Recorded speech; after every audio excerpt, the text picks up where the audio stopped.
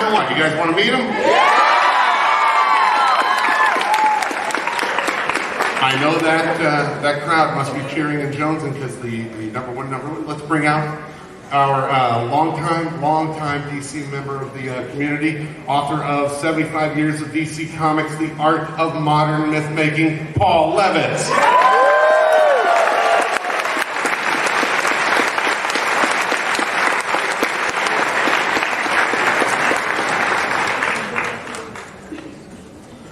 How about from the 1950s, Adventures of Superman show, the original Jimmy Olsen, Jack Larson.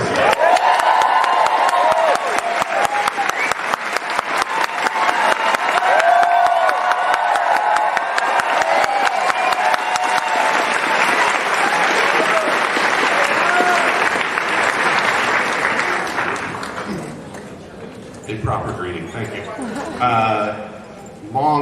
Long-time Superman writer, artist.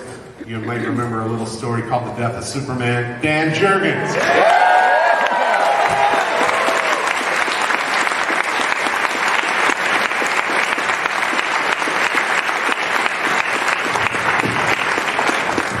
If you saw Superman Unbound, and if not, go get it real quick, because this is the voice of Supergirl, Molly Quinn.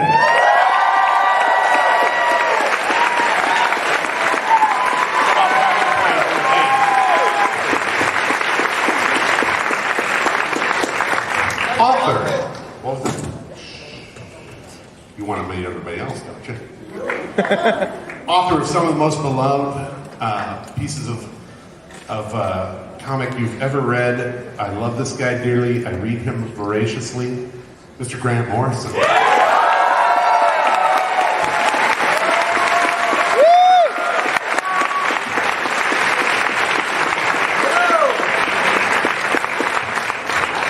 If you saw Man of Steel, and I'm counting anybody in this room didn't, the teenage Clark Kent, Mr. Dylan Sprayberry.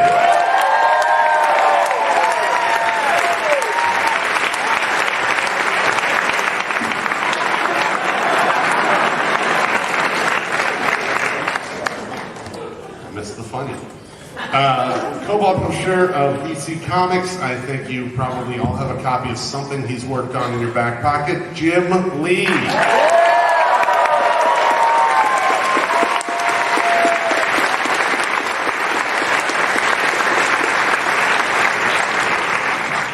The quintessential voice of Superman. You know the Superman the Animated Series. I know you all watch all the time and have the DVDs. Mr. Tim Daly.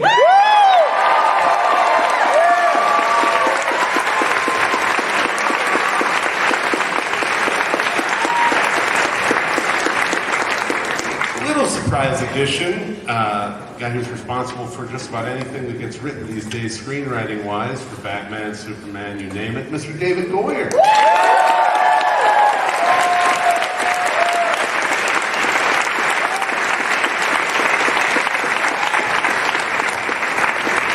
Okay, sorry, that's all we got. Oh, who do you think's here? As if I need to make the introduction, the Man of Steel himself.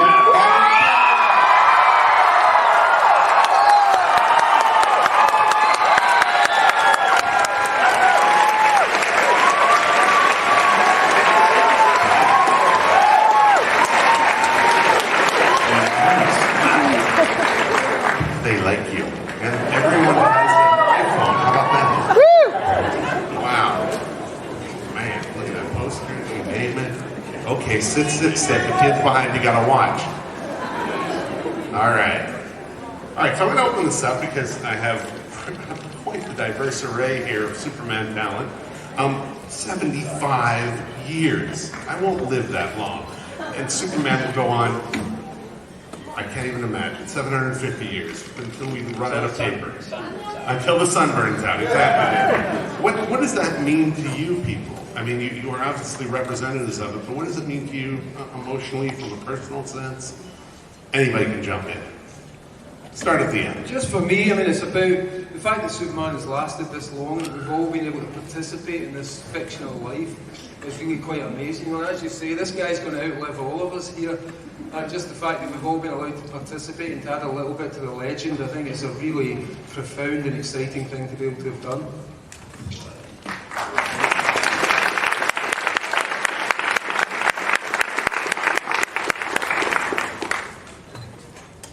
Anybody else?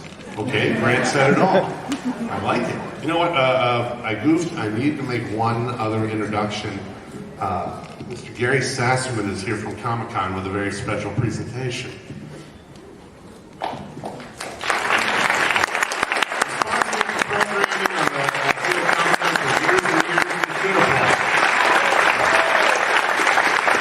Thanks, Gary. It's wonderful to be up here with all these super guests. If you're like me and you grew up in a certain era, the best thing about coming home from school every day was you knew the Adventures of Superman was on once you got home. A lot of us grew up watching that show, loving that show. There were only about 103 or 104 episodes. We knew them by heart, but every day we came home and watched them. It's my honor to be here today on behalf of Comic-Con International to present to the real Jimmy Olsen, Mr. Jack Larson, our ink potted work.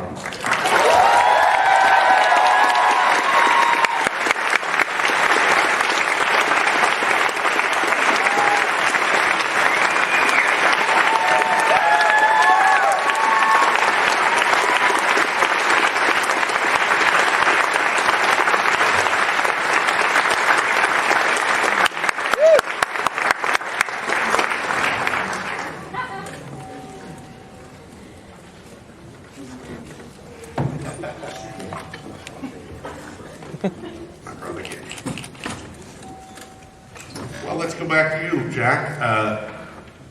As the elder statesman on the staff, what would you say is different between Superman then and Superman now? How is the guttural reaction from the audience? What's different from Superman now and Superman? Well, I've been there since 1951 when we did the first Adventures of Superman, and my pal, or I was his pal, George Reeves, who was a terrific Superman, and Mr. Cavill was a terrific Superman. And it's been my observation through the years that Warner Brothers has been very fortunate in all of their Superman. Brandon, Dean Cain, everyone. So I've always been amazed. It's a magic part, and I'm very, very proud to be a part of it since 1951.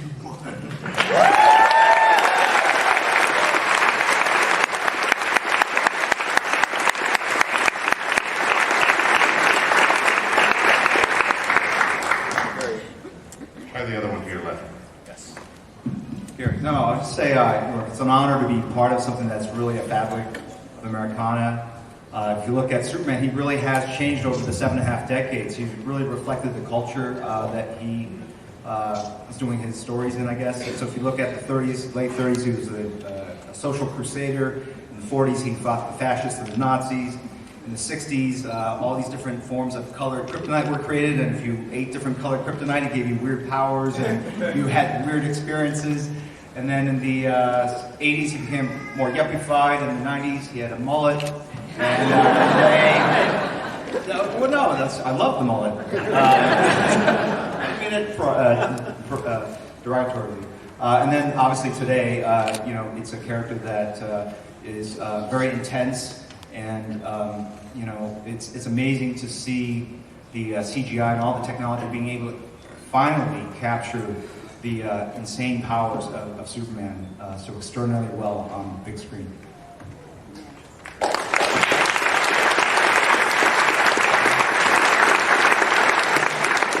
I'm curious, Molly and Dylan, the youngest members of the panel, what does Superman mean to your generation? Please.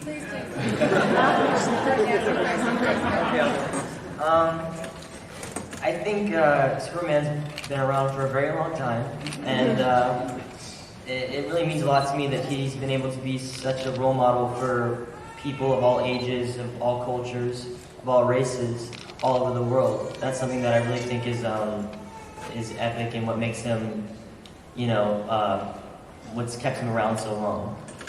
And hopefully for very much more of a long time. For another 75 years, and then another 75 years, and so on.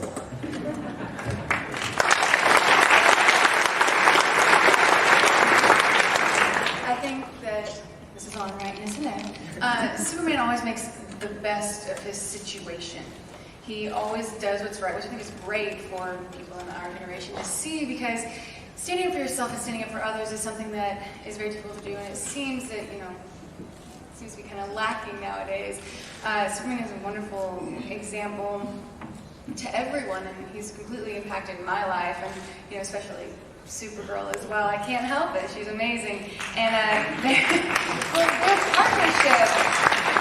their partnership is wonderful, and yeah, I love Superman. He's great. He's the best. He's the best, and I'm so glad that he will continue to influence other generations.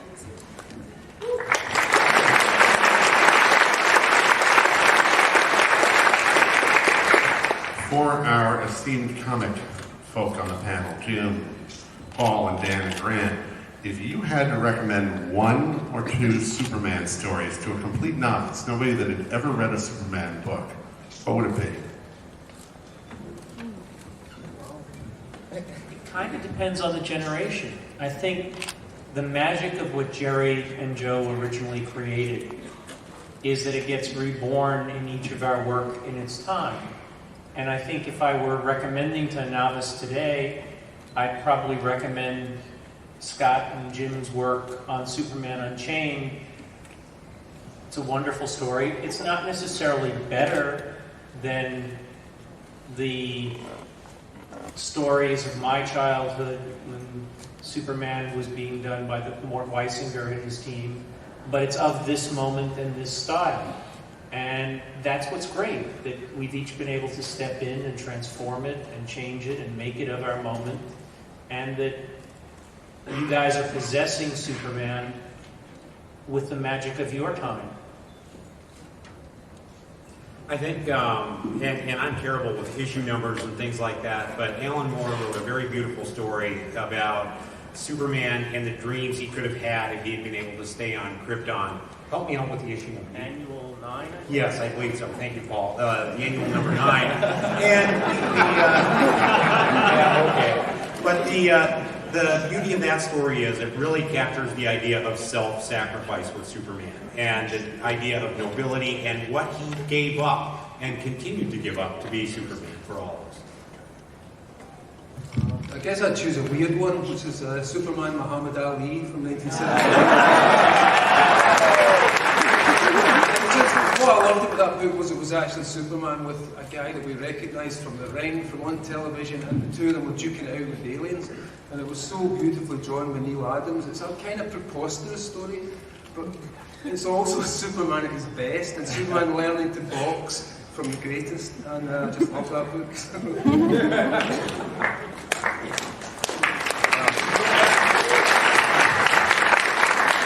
I'm actually going to recommend Grant Morrison's All-Star Superman for those of you. If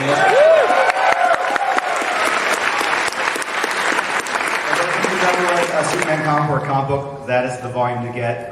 Grant is a unique kind of writer in that he actually goes back and rereads all the issues. So what, 75 times 12, what is that, quickly?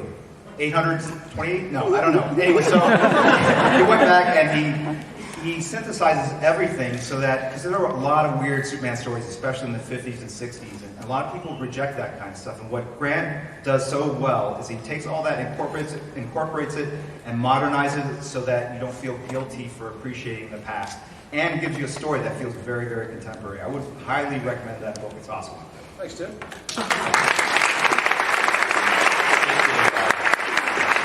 I would look. I love all the Superman work that you guys have done, but we actually quoted some of All-Star Superman in the new Man of Steel, so it's a direct homage to that.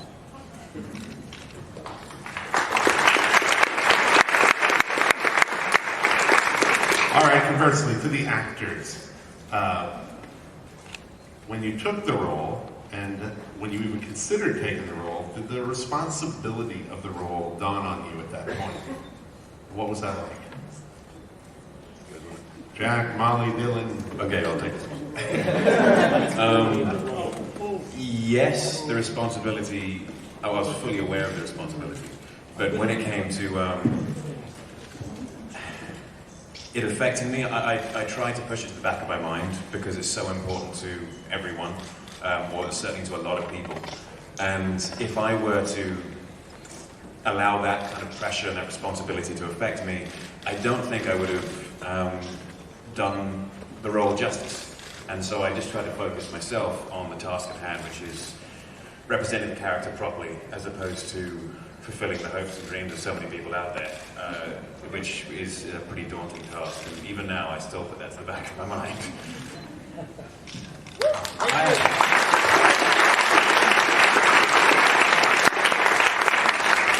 I had a very different experience because when I started doing the voice of Superman, I thought I was doing a cartoon for a bunch of kids. And I didn't realize that all of you people were out there.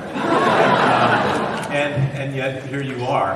I was just talking to Henry about this backstage, and it took me a while to realize that I was representing someone who was protecting truth, justice, and the American way. So I now realize the gravitas that it has, and I tend to take it a lot more seriously. The other thing I want to say about Superman is that he's such an enormous personality, such a huge character, that so many actors have been able to embody him, and he can handle it all. You know, including our first British Superman, I believe. Correct? He doesn't even have to be from America anymore. Apparently our other superheroes don't either. Batman, Spider-Man, they're both English too, right? Anyway, the next James Bond is sitting right here.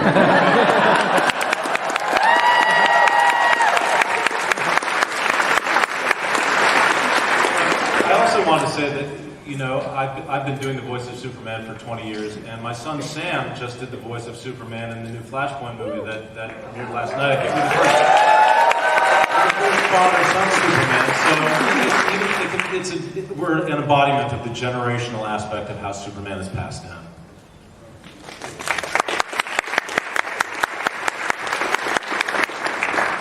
I think for me, I saw the responsibility that I was taking, you know, because a lot of, in the scenes that I did, had some heart, which built up to Henry's, the rest of the movie, what he carried on throughout the movie. So I realized that, but for me, it was more about the fact that I was representing kids everywhere who have a struggle with being different. Every kid at that age really feels like that, or at least most kids. So I really feel like that was what I was representing, along with Superman, the movie, but I think that I wanted people to be able to relate to the character, and that's really what we all kind of worked on.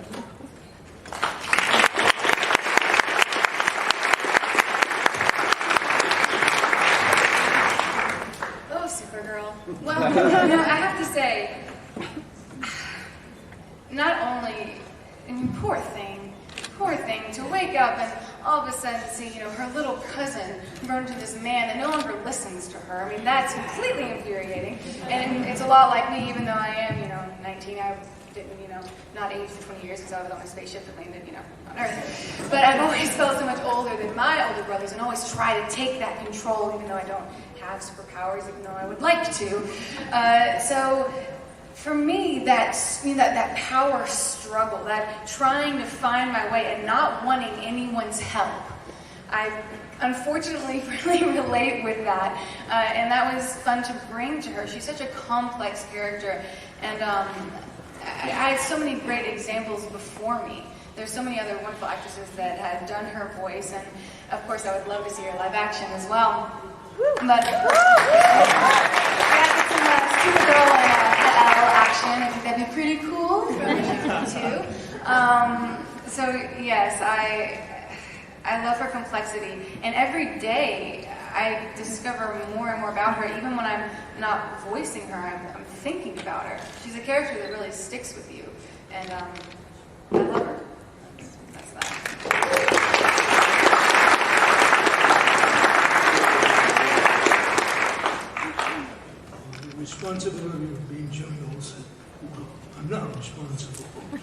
There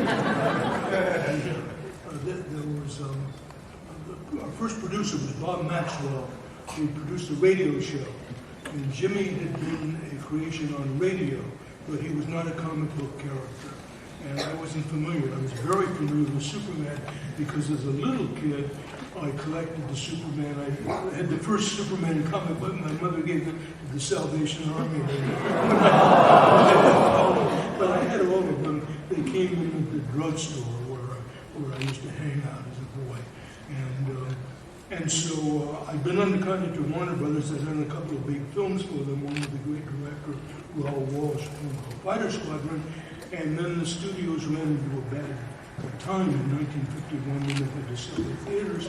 And suddenly there was going to be television, but there had been no film television.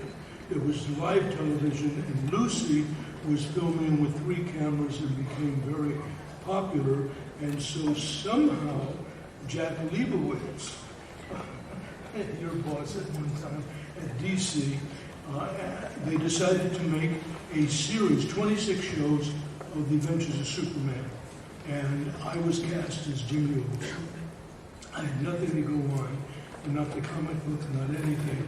But the great thing that had to go on was that everybody was out of work. And there were great character actors. Elijah Cook Jr. from the Maltese Falcon, just endless terrific people who came in to work on Superman as villains or friends or whatever. And so the joy of being a young actor and learning to act, which I had not learned, though I'd done 2 major films, to learn from these wonderful people and try to do this one-camera show, which was the first one-camera show ever done, with wonderful people like George Reeves, who was my Superman, Phyllis Coates, Noel Neal, my wonderful John Hamilton, who was my Perry White, and to work with all these great character actors. And they let me have my sway with comedy. And so I was able to turn Jimmy into a rather comic character from being a juvenile under duress. And so it just developed, and I had no responsibility, but later I had a responsibility because Jimmy became very popular, and as Paul will know, they then put out a comic book. They put Superman pal Jimmy Olsen, and everybody loved Jimmy, and so I had a responsibility then, but not in the beginning. It just was a blessing to do the part, though I didn't know it at the time.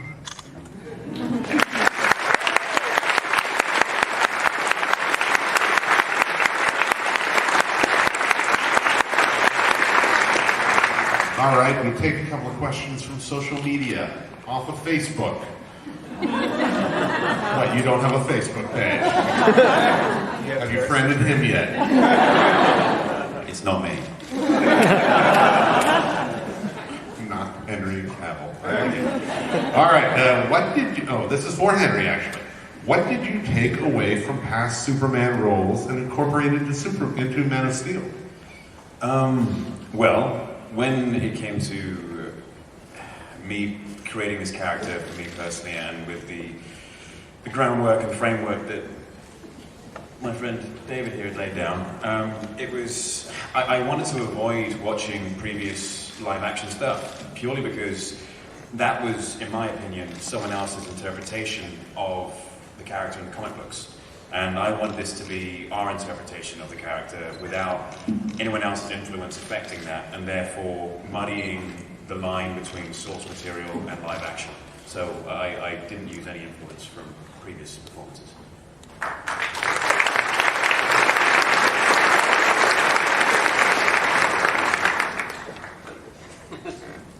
Also from Facebook, for everyone on the panel, if you could have one of Superman's powers, what would it be and why? Flight. Go right down the line. I'd want all of them. But I've often said, not one of his powers, but one of the maxims: truth, justice in the American way.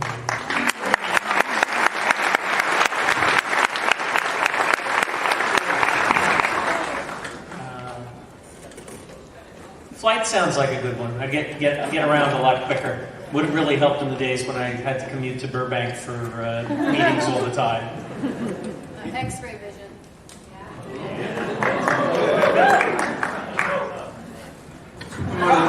Superman had the power in the 1950s, which he doesn't have anymore, to shoot tiny little Superman out of his hand.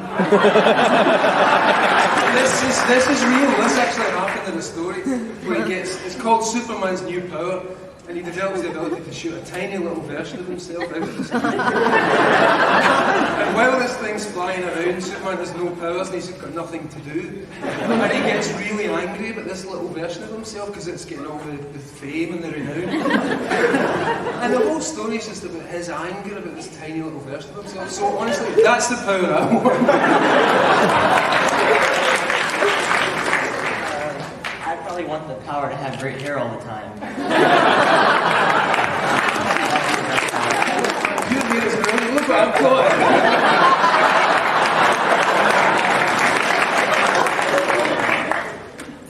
Not quite sure. I guess I work in comics, so I'm always facing deadlines like Paul as well. I guess spinning around the world super fast and turning back time, that would probably be a pretty good one. If you're killing in the stock market. So. Do we know what Superman is like in bed? I don't personally. Larry Niven wrote an essay called "Man of Steel, Woman of Kleenex." Bottom line is gentle. I remember as a kid they used to have these ads in the back of comics that you could get these glasses that had X-ray vision. So I always thought about that, but I think it would have to be Flight. That's the coolest. I have to pick one that hasn't been taken yet. He supposedly has super intelligence, like he can learn a language. I always kind of liked Freeze Bro. Not when we've seen a bunch of Probably, I was like, I choose.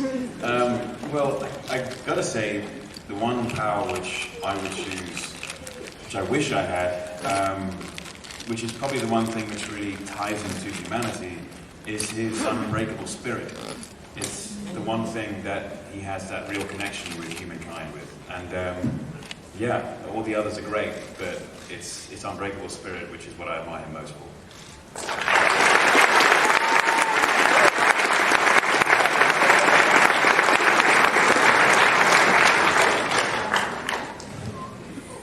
Twitter. Henry. Oh, joy. Yeah. They feed them to me. I don't get the choice. What was your favorite part of the physical aspect of becoming Superman? How do I say this? You know what? Getting in that kind of shape was incredibly hard work, and it was, a gruel and a slog every day to get up at 3 a.m. and train before work, and it would ultimately end up being a 15-hour day. It was exhausting, but I got to be in that kind of shape. I had an amazing trainer in Mark Twight, and when you are feeling that strong, it's a good feeling. I'm not going to lie. And, you feel very fit and healthy, and so just that feeling of health and fitness and yeah, that was probably the best part of it, just feeling healthy. Thank you. I asked about, we were actually presenting the actual #1 comic book at a party last night, and we were next to each other in line, and I had my arm around his waist, and ladies, fabulous, fabulous.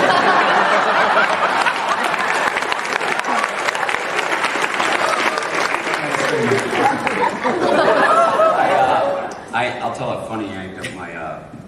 I brought my sons on the set when we were filming. I don't know if you remember this, but I timed it so that Henry would be in the costume when my kids were on the set, and I've been saying, yeah, I work with Superman.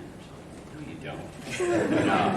So my now 6-year-old was, 4.5, and we went on set, and Kate, a lot of the times, was digital. So Henry was in the costume. my son introduced him to Henry and said, "Hey, this is Superman." He looked at me and said, "No, you're not. Where's your cape?" And he was like, "He's not Superman." I proved him wrong then.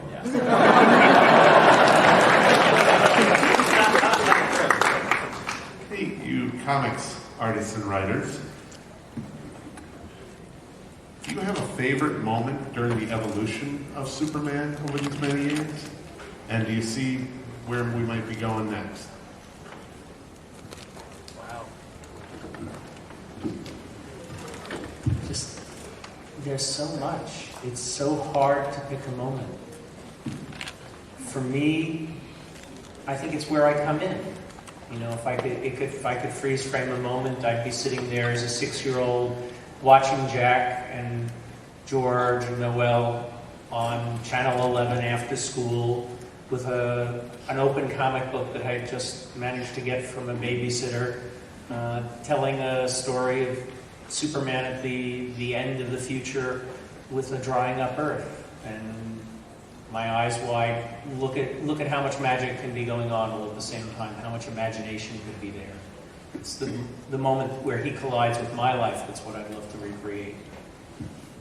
Yeah, I think mine would be a little bit similar in that I think back to it, and what I always remember are the individual covers on the stands and the color that was there. And one of the things that always seemed to be present was this sense of nobility and majesty that went with the character, and somehow that seems to translate through anyone who draws it when they do it properly. And it's more the sense of Superman than a particular visual itself. I guess for me, I kind of like all the versions of Superman. You know, like Batman, this is a character that's so malleable that we've seen a dozen different takes on it over the decades. You know, as Jim said in the initial version, he was very much a rough working man who was fighting for poor people in the times of the Depression. In the 40s, he's a patriot. In the 50s, he's kind of like the guys who are coming home from war and trying to set up homes and have families. So in the 50s, Superman's surrounded by, you know, Supergirl and Superdog and all his relatives and friends from the future. Again, in the 60s, he's Cosmic Seeker. So I think the real Superman is a combination of all of those things. And when we talk about where he is now, you know, we've been through a lot of different recent versions of Superman. And the kind of, in 2005, or in that time after 9/11, there was a kind of messianic Superman, and it was playing up the Jesus aspect and the sky god aspect. What we're seeing now is a much more human Superman, which I think is interesting. It's as humans and the idea of the superhuman get closer together, Superman becomes more like us, we become more like him. And I think that's what we're seeing in the new movie. We're really seeing, there's almost a point of contact that's happening here. And Superman's much more reflective of how we all feel, and he's trying to deal with problems that we have to deal with as well. So I kind of see that's the evolution of that. I mean, you have to talk to these guys about what they're doing next, but the evolution of that, I think, will be a much more humanistic Superman, and a Superman that we can all almost reach out and touch and become that character.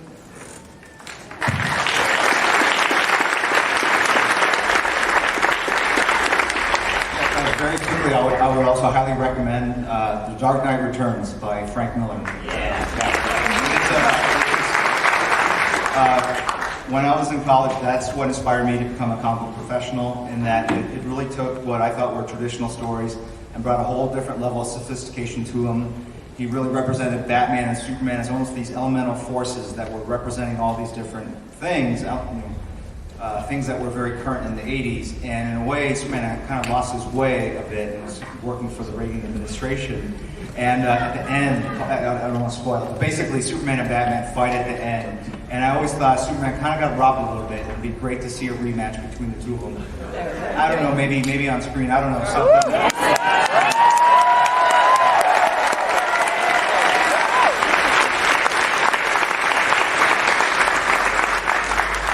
I've been busy today, running around pinking the brain and stuff like that. Now, David, anything interesting happened today?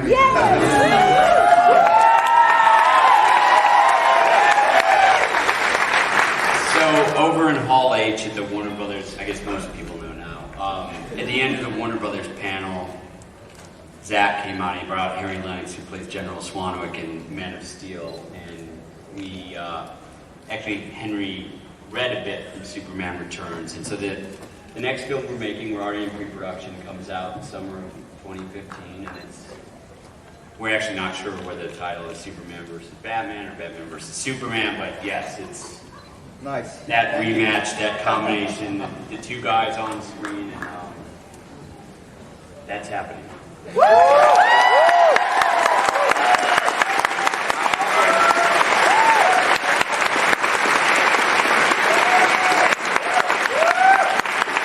I also have to say, I grew up reading these comics and read The Dark Knight Returns when it came out, and never in my wildest dreams did I imagine I'd be, writing Batman, blah, blah, blah, blah, blah, Superman, blah, blah, blah, blah. That's crazy.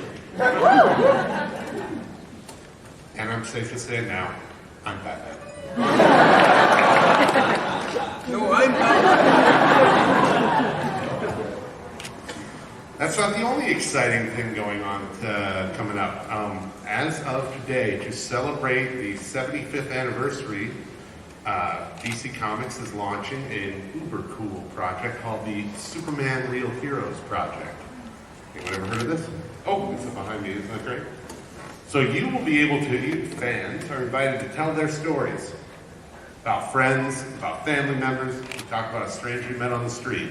Everybody who has, you want to talk about people who embody the traits of Superman himself. Strength, hope, power, optimism. And it's available today. RealHeroesProject.org. You can upload your story. They'll be doing them, there'll be new ones every week for some time to come from the Man of Steel cast. Henry's apparently has been uploaded today. It has. Don't you remember? I do. Oh yeah, of course. It was a good story. Yeah. It touched my heart. I loved it. And join fans around the world in the Man of Steel cast. So please jump on board. Hail some friends, hail some family members, the people who embody Superman in your life. It's a good thing.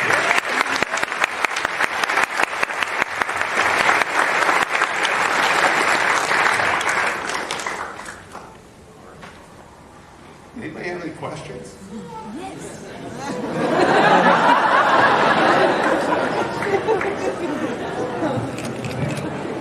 Oh, wait, I've got 15 minutes of questions from Twitter. All right, you keep those questions respectable. Be nice. Henry's not kissing anyone today. Grand height.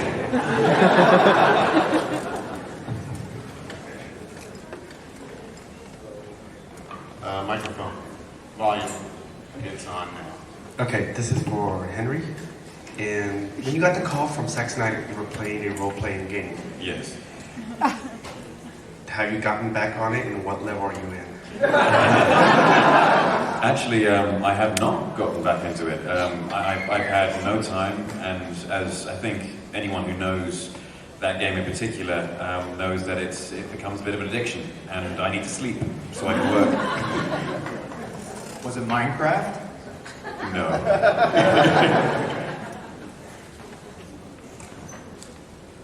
Hi, I'm Scott. Just wondering, comic book wise, how do you guys feel about how dark Superman's getting nowadays? Killing Dr. Light, Injustice. Just how do you guys feel about that? He's just reflecting a general tendency, as he always does. Superman has to deal with how people are feeling, and right now we're in a kind of dystopian atmosphere in the West, and Superman's having to reflect that and deal with that. So I think it's an inevitable part of his development through history, that these are the things he has to handle. If he's dark now, it's because we're all a little bit dark,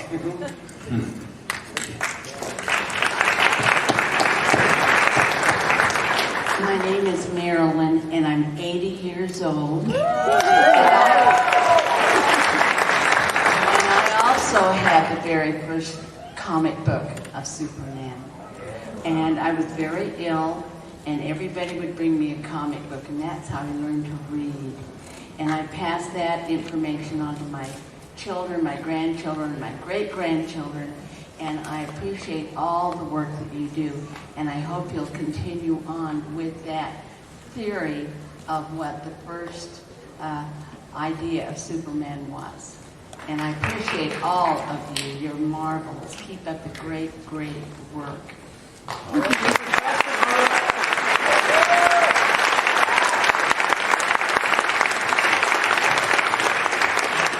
for Tim Daly. One of my favorite episodes is an episode where Superman's fighting Doomsday, and he does what's called the cardboard speech. It's very popular. You find that on the internet all the time. What I'm curious about is how much input you as an actor have into that speech. How much of it all comes from the writers? Is it interactive, or is it just it's your script? They give you the script, and that's it. I really have to give all the credit to the writers. They're the ones that spend the grueling hours thinking about the role and the story and how best to manifest Superman. And I show up, to do the voice, which is, by comparison, an incredibly easy job. So it's my job to fulfill the story that they've created, but it's the writers.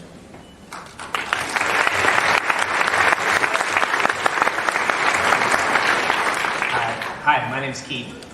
In my man cave at home, I have a statue of Christopher Reeve, which I think is a name to be mentioned in this panel here today.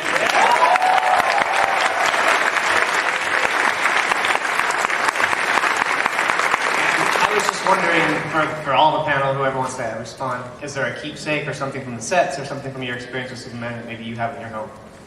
Good question. I have another Reeve. My mother met George Reeve when she was a little girl, and I have an autographed photo of my mom from George Reeve that's in my office, which is kind of cool. Henry, did you keep anything? I wasn't allowed to actually keep anything because it was all under lock and key. And so instead, I had something made, which was a replica of the key, which I have, the command key, which I wear. And I had a replica made, and I gave it to 4 of my friends as well, who were closest in my life. So that's what I can.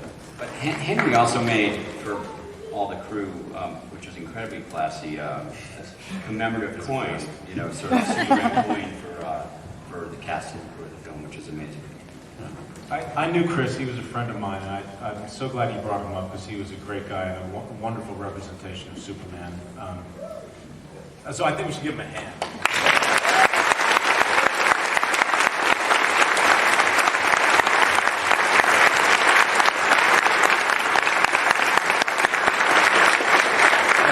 The keepsake I have is a cell from the animation. Do you know what a cell is? It's the celluloid, whatever it's called. That plastic stuff that they draw on.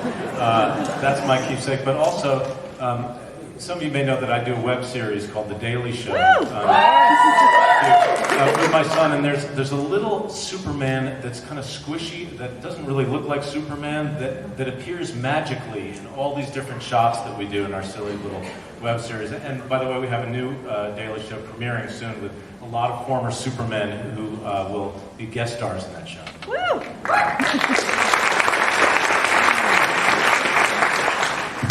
I have an eraser from a page I drew, Superman and Shane, and I don't know.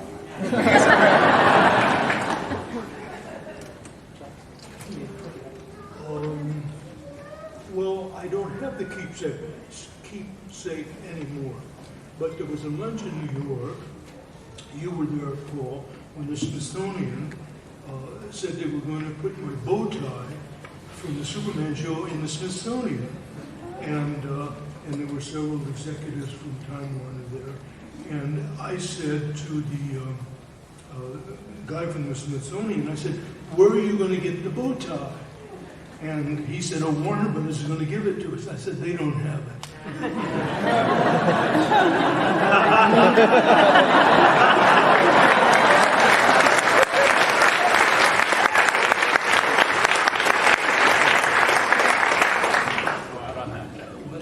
Perfect. My favorite keepsake is I have a brick from Jerry Siegel's house from when the writers and artists, I think Jim and Dan probably contributed art to be auctioned off for people to have the house refurbished, so the house where Superman was first thought of could be repaired. And Brad Meltzer, whose idea that project was, got to walk up to the people who were living in the house and say, "Excuse me, did you know you're living in the place where Superman was created, and we'd like to fix your house so it's perfect and modern." And that was a great moment.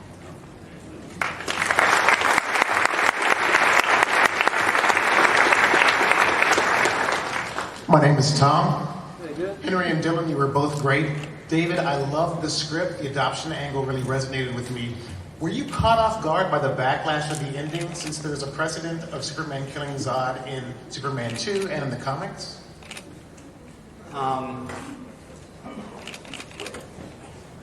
Yes, there was a precedent, but having said that, to a certain extent, Superman had, at least cinematically, hadn't really been reinvented since the Donner films, and we knew that as much as we loved the Donner films, our version of the Man of Steel was a lot of people were going to embrace, and some people it was going to be a shock.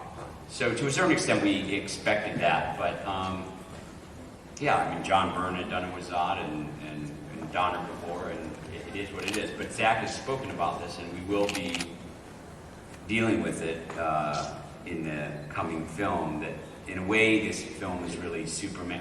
One of the reasons we didn't call it Superman, we called it Man of Steel, is we could have called it Superman Begins. And that moment that Henry... That was done. Yeah. That was taken.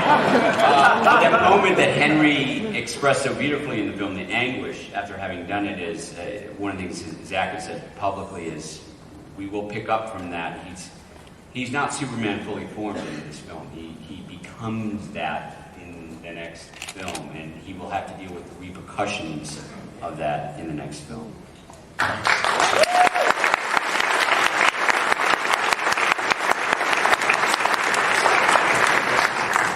How you doing there? My name is Christopher. I'm a firefighter up in Northern California, and as firefighters, we have the inspiration that Superman has brought us, the morals, the ethics, the values.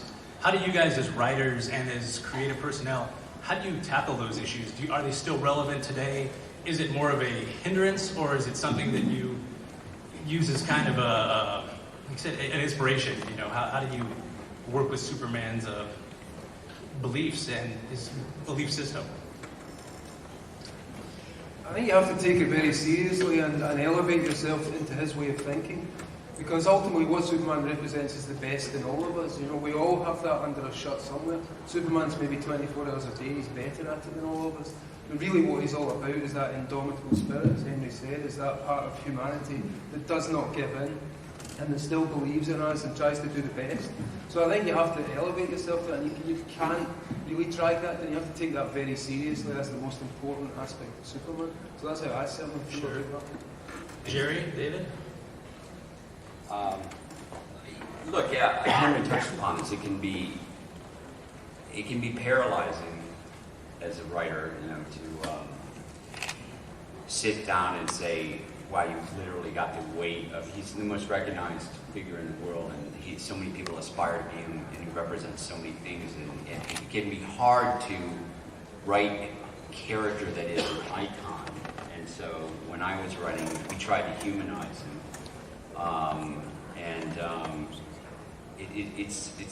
It's tricky knowing that, I remember Chris Nolan once saying when we were working with Batman that you can't write your Batman movie or your Superman movie. You have to sort of honor the icon and be aware of the fact that you're sort of working in service for something much bigger.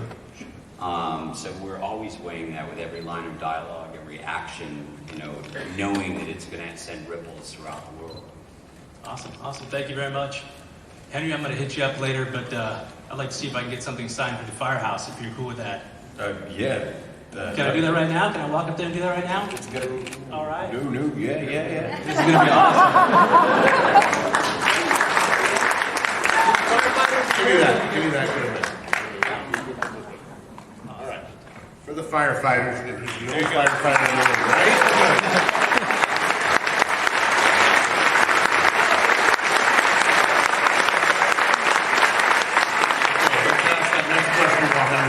I just generally wanted to thank you guys all for the contributions you've given over the years to Superman to get to the point where it is now and to give us a movie like Man of Steel that's just so on point for what we've always wanted to see in a Superman film. And then I had a question for Henry, more or less about your diet and your training. I recently did like a 2 or 3 week no carbs, just to kind of get shoes. It sucks. I understand what you went through. What did you hate the most about your diet? I know you were contractually obligated to do that. And what did you enjoy the most about just stuffing your face with carbs at the end? The thing the dieting bit, I was in such good hands with Mark Twight and Mike Blevins. Thank you. Yeah.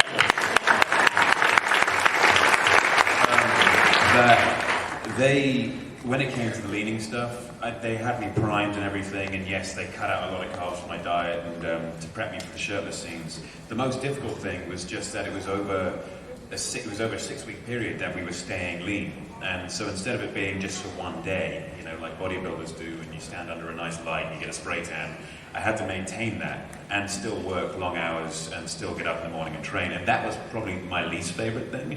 But at the end of that, I did get the chance. Zach and Debbie Snyder bought me an apple pie from a local pie company and a tub of ice cream, and then I ordered a big 16-inch pizza on top of that.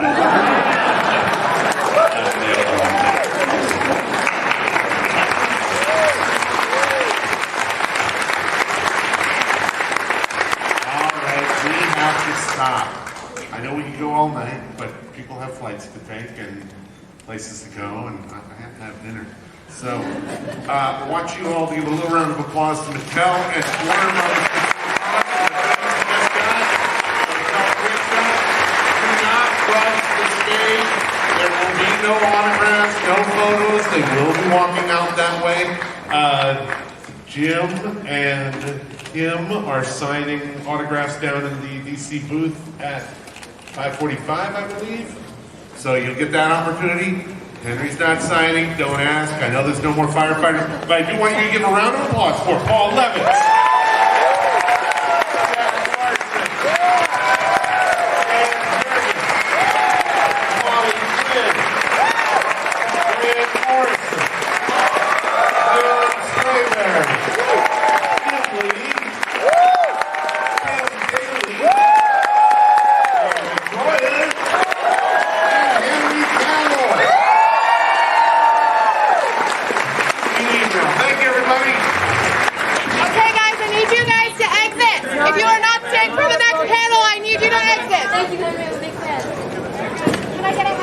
I need